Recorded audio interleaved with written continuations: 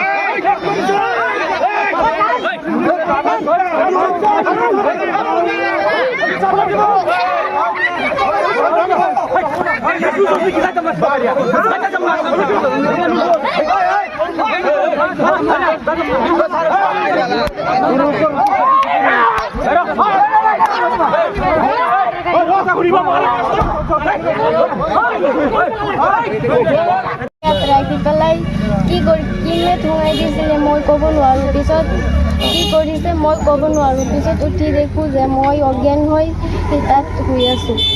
কি বাৰ আছিলে ঘটনাটো? কি বাৰে? শনিবাৰে। কোন ক্লাছত পঢ়া? 9ত। স্কুল? বেলপল্লী হাইস্কুল। কোন ছাৰে কৈছে তোমাক? মেধি ছাৰে কৈছিল। গোটেই নামটো জানানে? অৰুণ কুমাৰ মেধি। কোন হয় তেখেত কোন হয়? Head sir.